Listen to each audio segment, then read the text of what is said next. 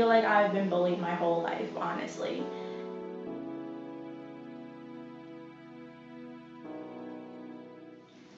Hey guys, it's Miss Niambi Ayana, back with another video.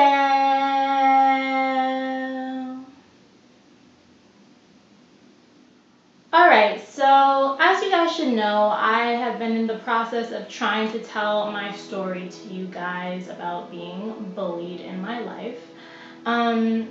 The reason why it's taken so long for me to really just come out and tell my story is because of multiple reasons.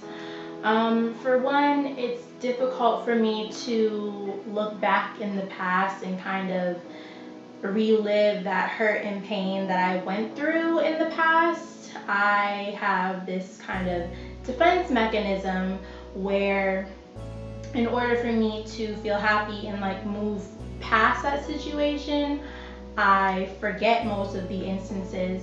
So it takes me a minute to really remember all of my examples that I want to tell you guys. And the other reason is because this has been over the span of 12 years, since I was 7 years old until 19, and I am almost 20 next month. So it's just been a long journey for me and a hurtful journey, but part of the way for me to heal is by remembering these stories and sharing them. So I'm going to share them with you guys as best as I can. So yeah, as I said, I don't remember everything, but when I do remember my stories, I will definitely share them with you guys. So everything might not be in chronological order, but I am just super excited to finally begin the process of telling you guys what I have been through. So if you guys are interested in hearing some things, then let's get right into this. So when I was 7 years old, I moved to a different school for second grade. I was already a very shy individual and kept to myself a lot, which I still kind of do. And I was very insecure because of my skin issues. I will tell you guys more about that in a later video. But I just really had so many insecurities. I didn't really want to put myself out there or be seen. So of course I didn't really try and seek out friends. But a few people would talk to me sometimes and everything seemed okay until close to the end of the year. I was being bullied by two girls. One of the girls I ended up going to high school with later on, which is interesting. But these two girls, I thought that they were the tallest girls ever. I was really small and short and petite, as I still am. But in hindsight, these girls were only maybe like 2 inches taller than me. But I thought that they were the biggest 10-foot people in the world. So they would talk about me, tease me, and being shy and not very outgoing. I didn't really confront them as they would confront me. I'm not into confrontation. So they kind of just pushed me around verbally a lot. And I didn't have a voice for myself. I felt very small, literally and figuratively.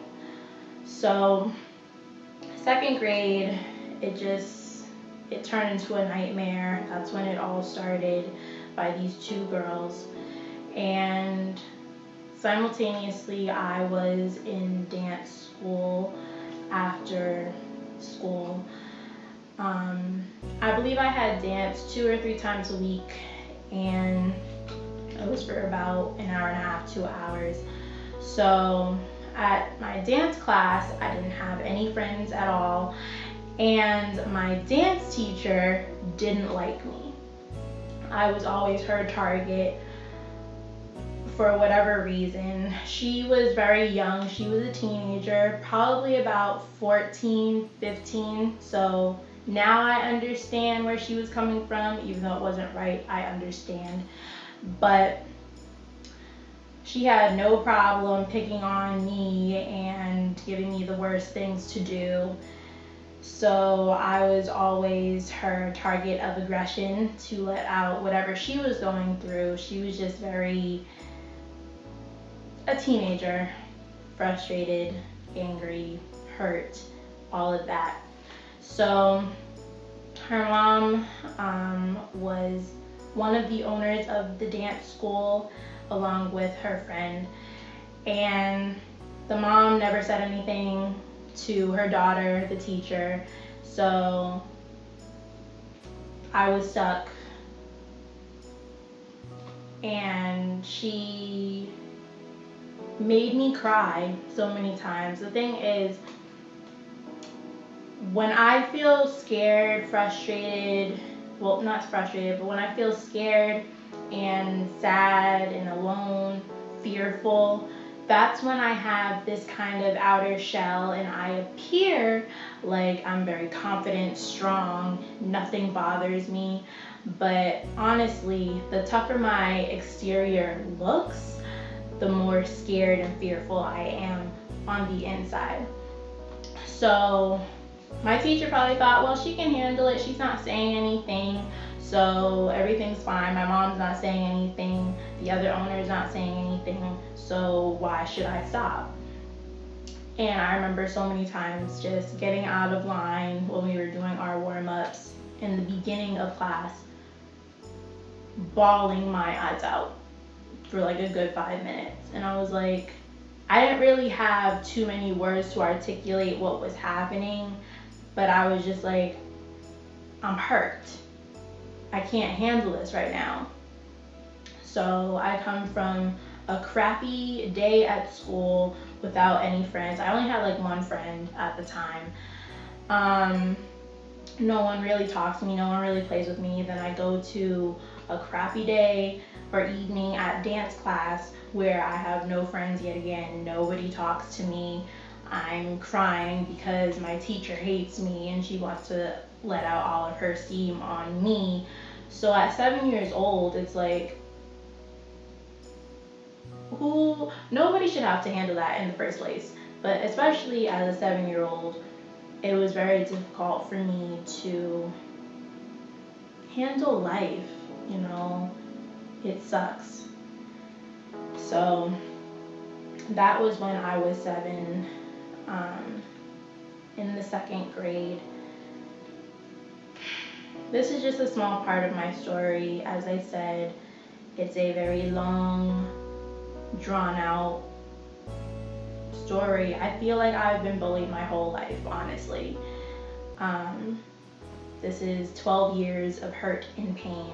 So I'll just leave it here for right now, and in my next video I will pick up at the next stage of being bullied in the 3rd grade and beyond. So yeah. So if you like this video, please give it a thumbs up. If you have any comments, questions, concerns, please leave them down below. If you like this bullying series that I'm about to do, then definitely let me know down in the comment section below. I'd really like to know. And don't forget to subscribe. Hit that subscribe button and the little bell icon next to it so you get all of my post notifications so you won't miss any of my videos ever. Alright, I'll see you in the next video. Bye!